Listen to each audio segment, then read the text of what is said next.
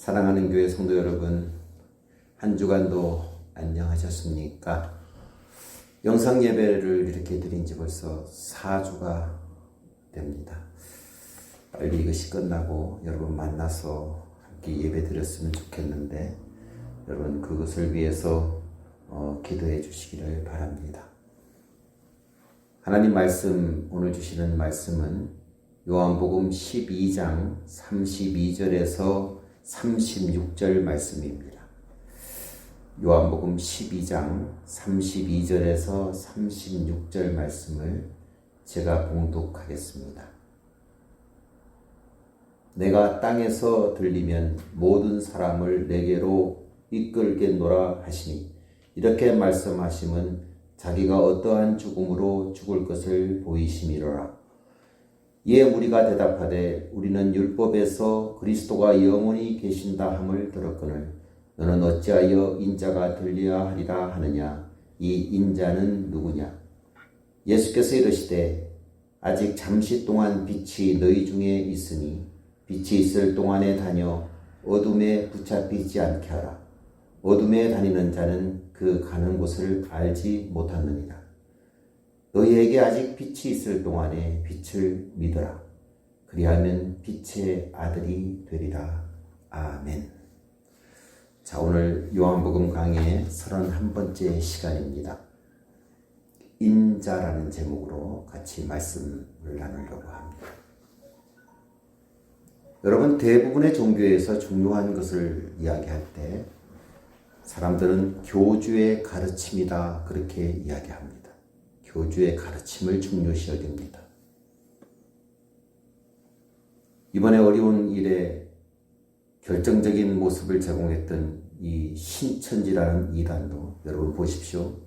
말씀은 인용하는데 말씀 위에 있는 것이 뭐냐면 이만희의 가르침입니다. 이단들이 보통 다 그렇습니다. 물론 기독교에서도 그리스도의 가르침을 중요시 여깁니다. 그러나 우리 기독교에서는 그리스도의 가르침 이상으로 그리스도가 중요합니다. 내가 그리스도를 누구라고 이해하고 누구라고 믿느냐, 그것이 영생과 멸망을 결정하기 때문에 그렇습니다. 자, 예수님을 3년간 따라다니면서 제자들에게 가르치고 제자들은 예수님께 배웠던 이 제자들이 예수님이 이 땅에서의 마지막 시간이 다가올 때 그때 예수님은 제자들에게 한 가지 테스트를 합니다. 두 가지의 질문을 합니다. 그 질문 두 가지 무엇입니까? 여러분 마태복음에 나와 있습니다. 마태복음 16장 13절에 보게 되면은 예수께서 빌립보 가이사라 지방에 이르러 제자들에게 물어 이르시되 사람들이 인자를 누구라 하느냐? 첫 번째 질문입니다. 두 번째는 이렇게 질문합니다. 마태복음 16장 15절에 그럼 너희는 나를 누구라 하느냐? 이 두 가지를 묻습니다. 핵심이 뭡니까? 그가 누구신가? 예수님이 누구신가 하는 질문입니다. 물론 이런 질문은 예수님 당시 예수님을 지켜보는 사람들에게 누구나 가지고 있었던 질문이었습니다. 여러분 오늘 요한복음 12장 34절 말씀을 한번 다시 보십시오. 이에 우리가 대답하되 우리는 율법에서 그리스도가 영원히 계신다 함을 들었거늘 너는 어찌하여 인자가 들려야 하리라 하느냐. 이 인자가 누구냐? 이렇게 묻습니다. 그렇다면 여러분, 우리와 똑같은 사람으로 오신 예수님, 사람의 아들로 오신 예수님, 그러나 스스로 메시아인 것을 자청하시는 이 예수님, 그분은 누구십니까? 예수님이 말씀하시는 이 인자는 누구십니까?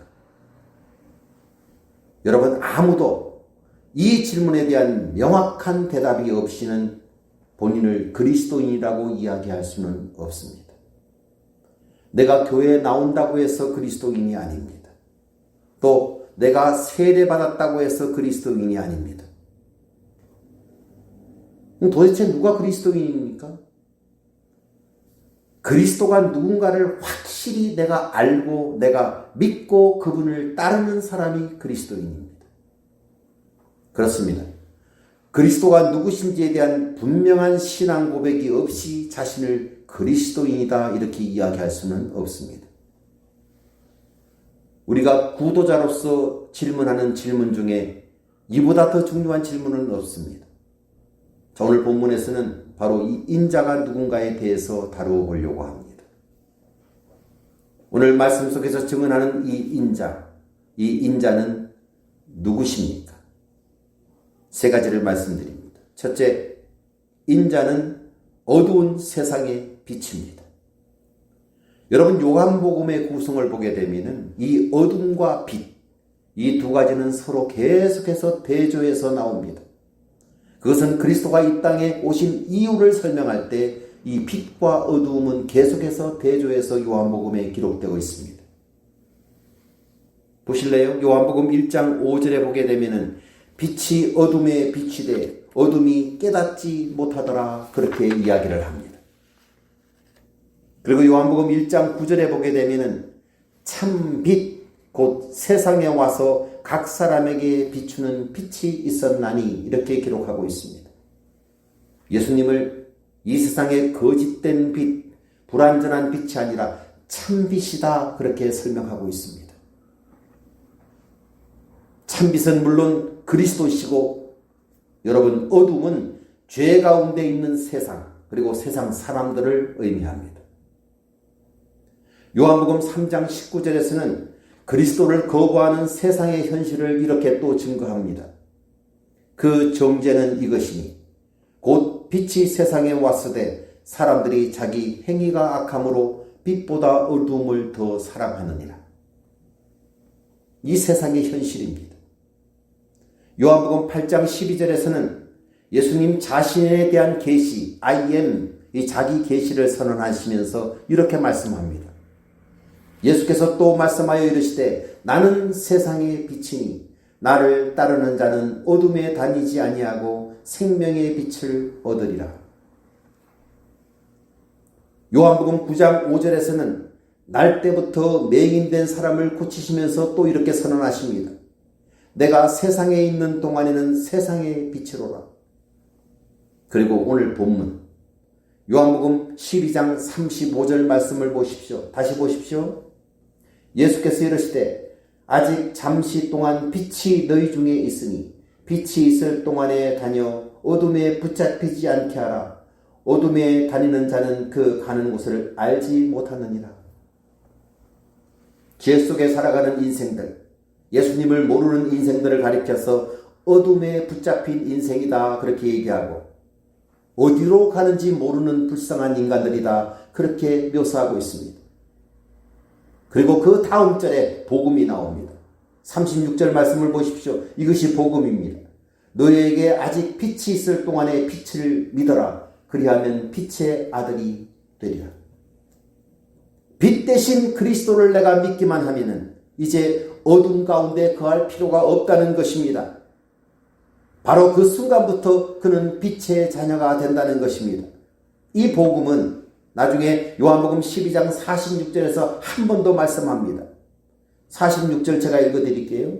나는 빛으로 세상에 왔나니 무릇 나를 믿는 자로 어둠에 거하지 않게 하려 함이로라. 여러분에게 질문합니다.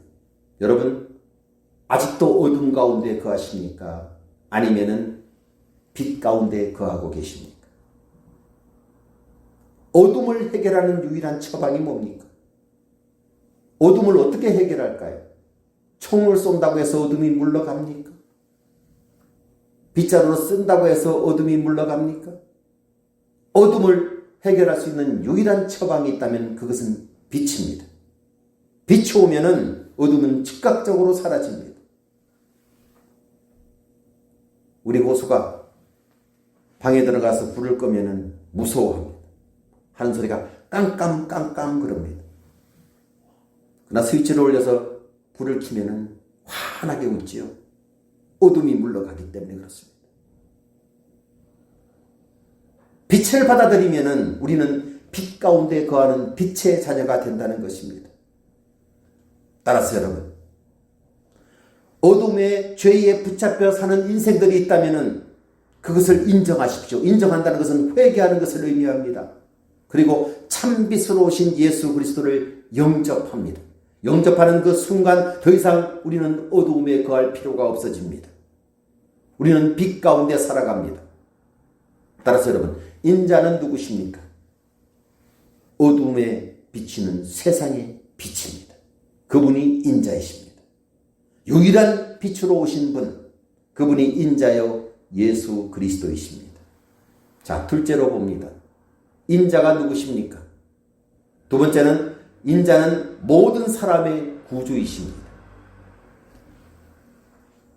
인자가 또 어떤 분인가에 대해서 본문 32절에서 이렇게 시작됩니다. 32절 다시 읽어요.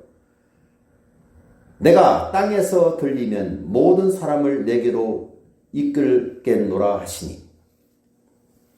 여러분, 여기에는 예수님의 사명이 담겨 있습니다. 예수님이 이 땅에 오신 목적이 담겨 있습니다. 그리고 바로 이렇게 모든 사람을 구원하는 사명을 감당하기 위해서 예수님 자신에게 일어나야 될 일을 한 가지를 이야기하지요. 그것이 다음 구절 33절에 기록되어 있습니다. 뭐라고 말씀합니까? 이렇게 말씀하시면 자기가 어떠한 죽음으로 죽을 것을 보이시니라. 예수님은 모든 사람의 죄를 대속하는 십자가의 죽으심으로 모든 사람의 구주가 되실 것을 천명하신 것입니다. 여기 중요한 단어 들리면이라는 말이 나오죠. 들리면. 이 들리면 이 말이 십자가의 죽음을 의미합니다. 이 표현은 일찍이 제가 요한복음 3장 니고데모와의 대화에서 이미 설명을 드린 바가 있습니다. 요한복음 3장 14절에서 예수님이 니고데모에게 이렇게 말합니다. 모세가 광야에서 뱀을 든 것 같이 인자도 들려야 하리니. 3장 강의할 때 여러분 들으셨죠? 여러분, 모세가 광야에서 놋뱀을 들었습니다. 왜 들었을까요? 이스라엘 백성들이 하나님께 거역함으로 말미암아 하나님의 징계로 그들에게 불뱀을 때렸습니다. 사람들이 다 불뱀에 물렸습니다. 다 죽어가고 있습니다. 모세가 하나님 앞에 간절하게 기도합니다. 살려주십시오 하나님이라고 매달렸을 때 하나님이 처방을 내리십니다. 모세야, 장대를 준비해서 그 끝에다가 놋뱀을 매달아라. 놋으로 만든 뱀을 매달아라. 이렇게 명령하십니다. 그리고 민수기 21장 8절에서 그것을 보면 살리라 라고 주께서 말씀하셨습니다. 그리고 민수기 21장 9절에 이렇게 말씀합니다. 모세가 놋뱀을 만들어 장대 위에 다니 뱀에게 물린 자가 놋뱀을 쳐다본 즉 모두 살더라. 자, 잘 들으십시오. 불뱀에 물린 자들을 위해서, 서서히 죽어가고 있는 자들을 위해서 그의 처방으로 모세에게 장대 끝에다 놋뱀을 매다는 것처럼 인자로 오신 예수 그리스도께서, 이 땅에 오신 그분께서 죄로 인해서 죽어가고 있는 수많은 인류를 위해서 스스로 죄인이 되어서 십자가에 달릴 것을 예언하신 것입니다.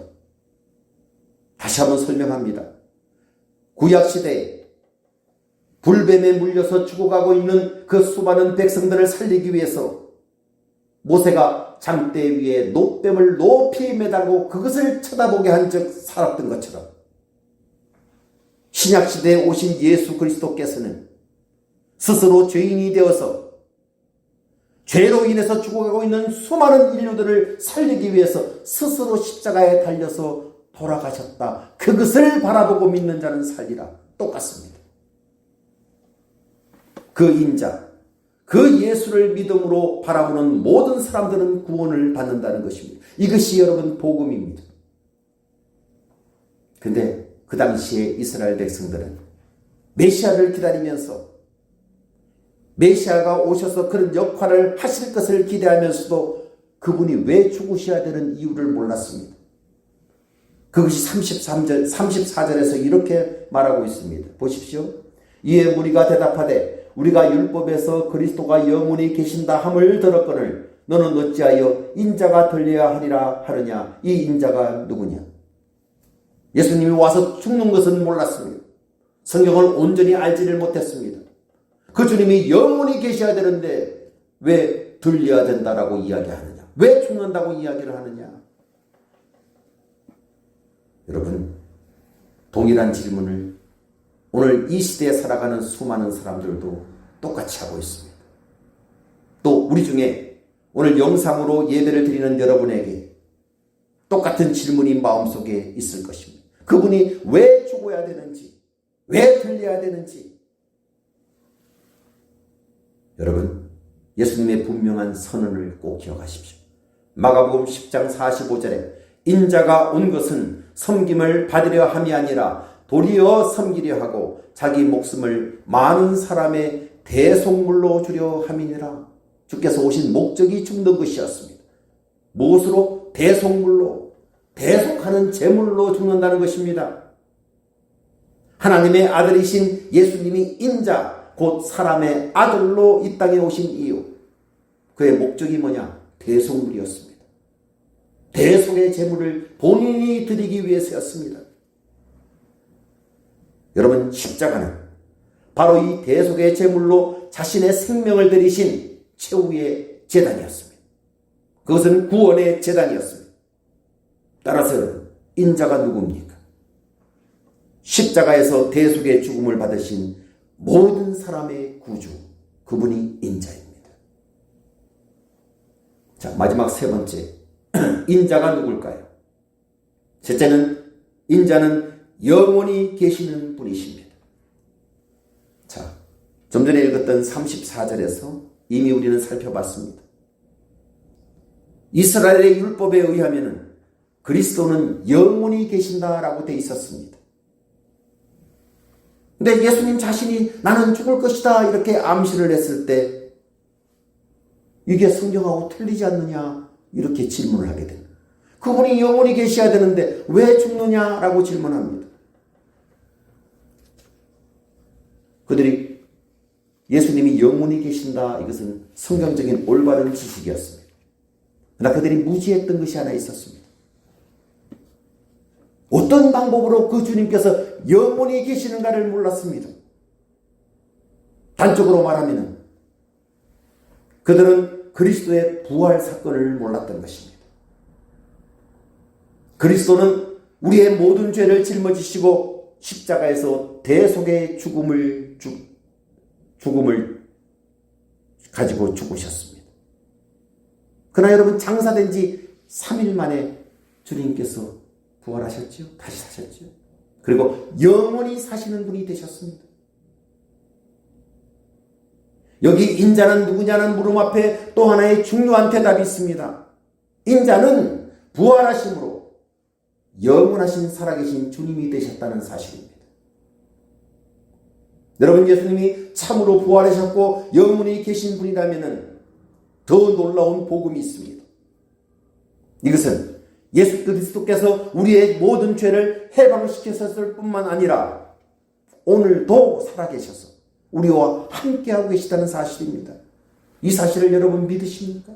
이것이 복음이에요. 복음은 그리스도의 죽음만을 가리켜서 복음이라고 하지 않습니다. 이것은 반쪽짜리 복음입니다. 예수님의 죽으심과 다시 부활하심이 합해져야 됩니다. 그래서 그분은 오늘도 우리와 함께 하시는 분이십니다. 이것을 믿으십시오. 3년 전에 예수는 역사다라는 영화가 나왔습니다. 전 영화 나왔다는 건 알았는데 책으로 봤기 때문에 이 영화를 보지를 못했습니다. 이 영화는 기독교 베스트셀러로 1,400만 부가 팔렸던 엄청난 책이었습니다. 리 스트로벨이라는 사람이 쓴 예수는 역사다, 두란노에서 번역한 것인데 이 책을 영화화한 것입니다. 내용은 이겁니다. 예일대학교 법학부를 졸업한 똑똑한 한 사람이 시카고의 트리뷴이라는 잡지의 기자로 일을 한 사람이 있었습니다. 이 사람은 무신론자였고 냉철한 기사를 쓰기로 유명했던 언론인이었습니다.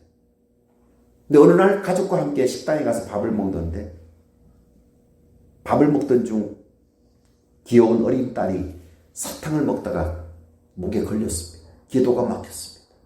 응급 상황이 발생했습니다. 어쩔 줄을 모르고 있었는데 숨을 못 쉬어서 다 죽어가고 있는데 마침 옆자리에 앉았던 흑인 간호사가 있었습니다.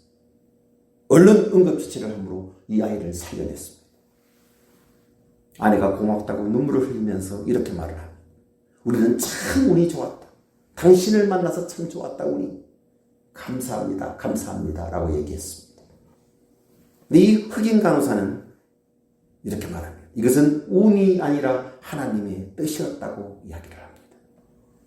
예수님이 되게 딸을 살려주신 것입니다. 라고 이야기하면서 사실 나는 다른 식당을 갈 예정이었는데 갑자기 생각이 바뀌어서 이 식당으로 오게 되었습니다.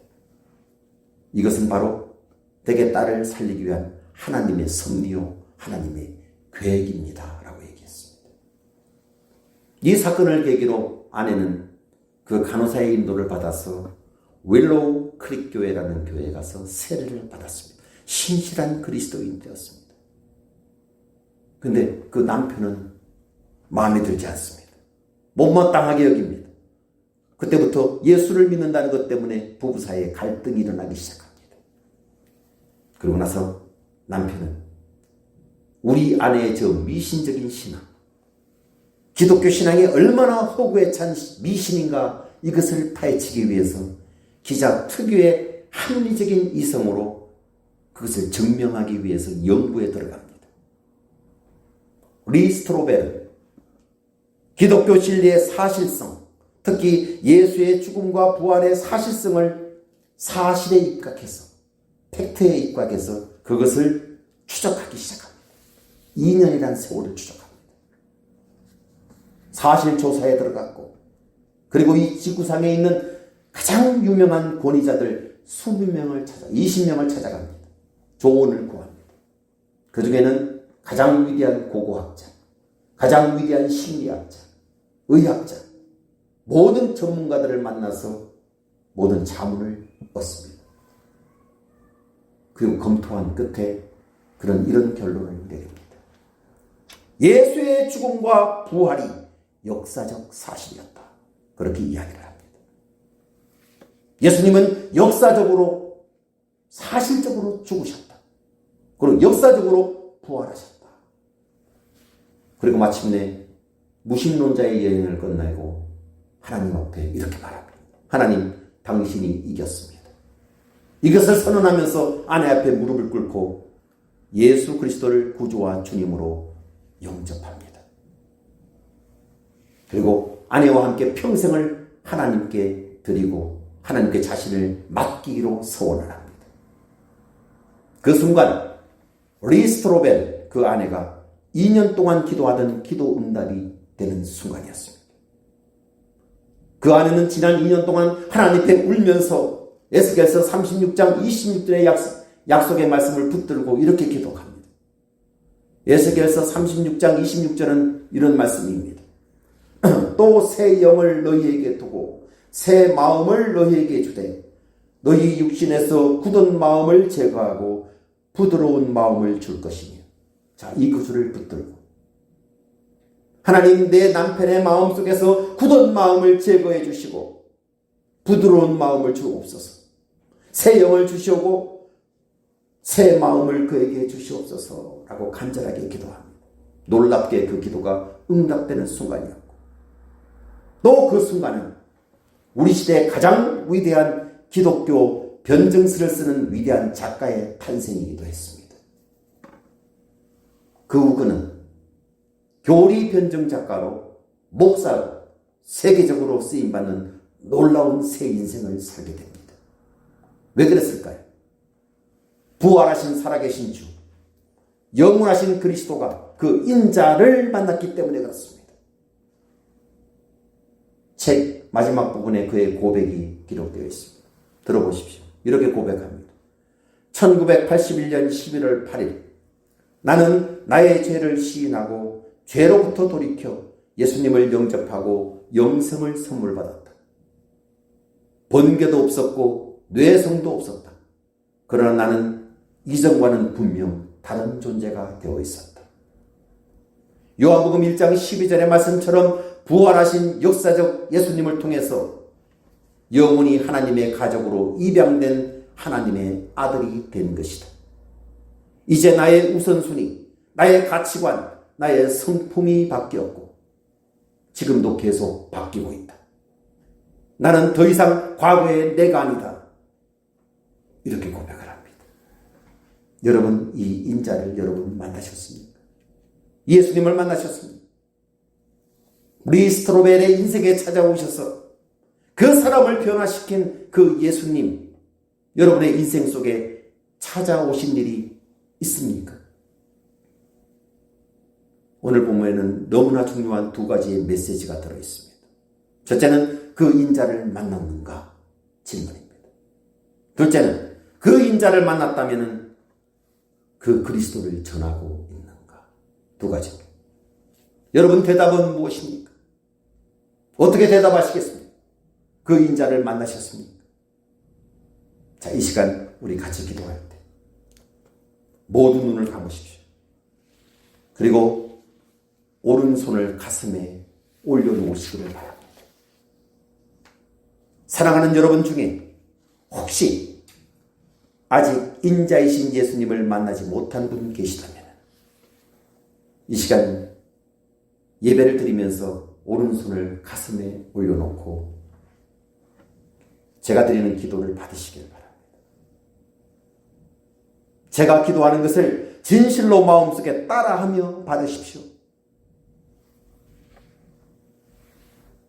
이것은 이 인자를 만나지 못하는 것은 코로나 확진보다도 더 두려운 것입니다.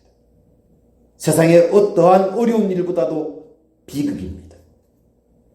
눈을 감고 가슴에 손을 얹고 마음으로 드리는 이 기도를 자신의 기도로 받으시기를 바랍니다. 자, 기도하겠습니다. 사랑하는 주님, 오늘 들려주신 복음을 이제 저의 마음속에 받고 주님을 나의 구주와 주님으로 모셔드리려고 합니다. 저희들의 죄를 사하여 주시고 제 마음속에 들어오셔서 제 주인이 되어주시고 이제 성령의 지배를 받는 새 사람이 되게 해주시기를 간절히 소원합니다. 평생 주님을 의지하겠나이다. 평생 주님을 섬기겠나이다. 예수님의 이름으로 기도드리옵나이다. 아멘.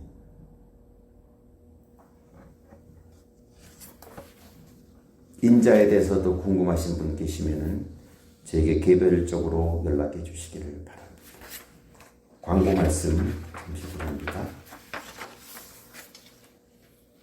우리 교회가 4주째 영상 예배를 드리고 있습니다. 여러분 오늘부터 더 열심히 기도해 주십시오. 예배가 정상적으로 회복되도록 기도해 주시고요. 원하기는 4월 12일 날 부활절에는 모두 교회에 함께 모여서 예배를 드리게 되기를 간절히 소원합니다. 합심해서 이를 위해서 기도해 주시기를 바랍니다.